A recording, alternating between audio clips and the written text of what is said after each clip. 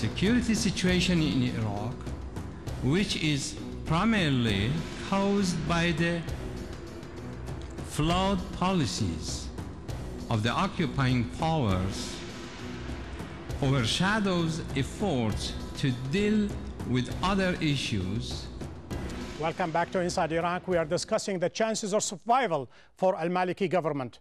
Before the break, Anas al-Tikriti, the ambassador, said you are living in a different world. There is a disconnect between Iraqis living outside Iraq and those who are living inside. You don't have the proper Iraqi perspective to judge the Iraqi government. Well, if that's correct, then myself and the ambassador would be in the same boat, because both of us live abroad. However, I'm sure that the ambassador also realized that my father is actually a member of the Iraqi parliament, so I'm pretty well aware of what's happening inside Iraq. Also, I assure the ambassador that if he was to ask about myself within the American or British administrations, they wouldn't really look at me in a very favorable light. My positions in regards with Iraq are quite well known. However, coming back to the Iraqi perspective, this is the perspective that I see.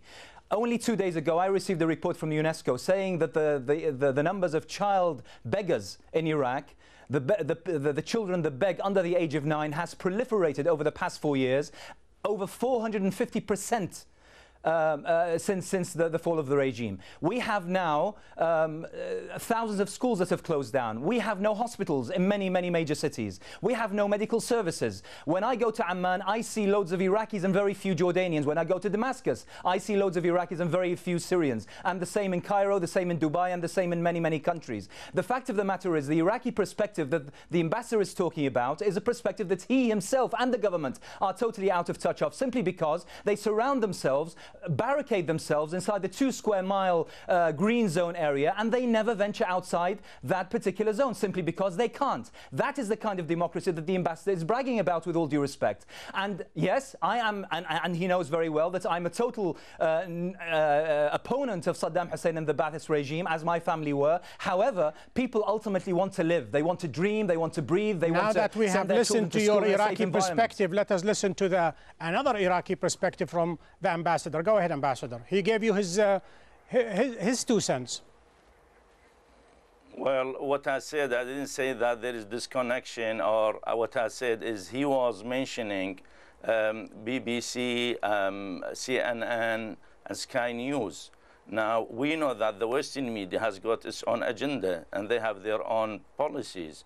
We are talking about Iraq. Now, being in the same boat, I was in Iraq for 3 years after the fall of the regime. I never lived in the 2 square miles he mentioned, the green zone. I lived and I worked in the red zone outside the green zone.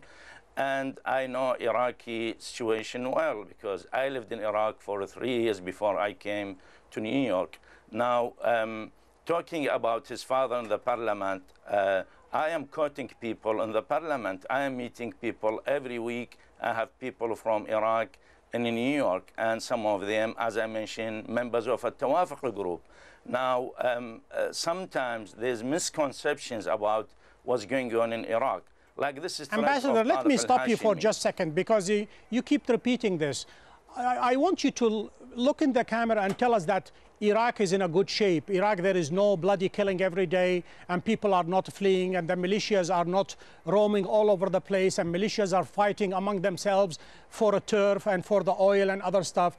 Tell me that the Iraqi government is not in the green zone sandwich, and there is an absolutely disconnect. Tell me that, you know, the bombs are not falling all over the places, and Iraqis are absolutely desperate, and the polls saying that they wish this liberation never happened. Well, if they wish this liberation never happened, that they want Saddam Hussein to stay. Those are Saddam's loyalists, and those who are the entire Iraqi, all these car bombs, entire Iraqi nation. Iraqis. I'm talking about those. I said about those who want Saddam to stay. You mentioned that they don't want liberation to happen, to take place. Those who don't want the liberation and the fall of the regime to take place, that those who want Saddam to stay, they are making all this destruction in Iraq. They are making car bombs. They are killing Iraqi people. I'm not saying there is no car bombs. I'm not saying... You were just talking about democracy. Now you've put me in the same box as the people who apologize for Saddam, simply because I'm criticizing the situation. That is extremely dictatorial on behalf of yourself and on behalf of your government. Anas, I never said you. Jassim said You said people who say that, you said the situation before the fall of Saddam Hussein, the dictator, was far better than today. Listen, I say this. That doesn't mean I wanted him to stay. I said those who... No, you just said you oppose Saddam regime and you work against Saddam regime. That means you want to remove Saddam. Yes. If you are against Saddam, but the situation before was far better. Jassim said something different. Jassim said the Iraqis, they want the liberation never to happen. If you believe that the liberation, the change of the regime... Moving on, Ambassador, let me go back to Anas al-Tikriti. Those changes that are expected of the al-Maliki government, whether it's the de-Ba'athification law, whether it's the amendment of the constitution, including the marginalized people, especially the amendments to the constitution, they were co-signed by the Americans. You know, this is al-Maliki, al-Hashimi said. He said, he had the assurance of the Americans that in due time they will be amended. So there is a double debt here, whether it's the Iraqi government or the Americans, Anas. Isn't that true? Well, it's a predicament. It's a very, very difficult dilemma. And in a particular sense, if you like, the situation that al-Hashimi and other factions within the parliament is illustrated by the saying, damned if you do, damned if you don't. The government is extremely flimsy. The setup upon which the government was built and the elections that the ambassador spoke about were extremely flimsy. The constitution, which, by the way, the Americans themselves, upon liberating themselves from the clutches of the British monarch, took about 60, 70 years to write their constitution. The British still don't have a written constitution. Many countries around the world don't have a constitution, yet the Iraqis were forced to write up a constitution within a matter of a few months and then amend it within a matter of another few months, but in a state of total paralysis. The fact of the matter is that this whole setup just says very, very little about any kind of promise or hope that the Iraqi people may have. The fact of the matter is that any kind of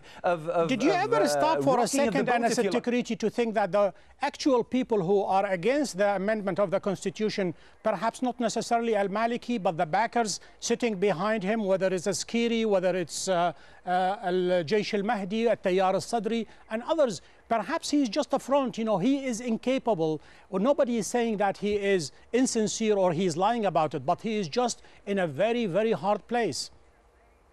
It's very important, Jassim, to not personalize the issue of Iraq. Iraq, as a phenomenon, has grave, grave illnesses. It's not the matter of al-Maliki or al-Hashimi. We're talking here about concepts. And the concept is that the whole structure upon which the government was built was extremely prone to such calamities. And in fact, we haven't seen the worst of it yet, I fear. And the matter of the constitution, I agree with you entirely. Hold on just a second, Anas. Are you saying that this whole political facade has to be destroyed and revisited again? Is that what you are saying?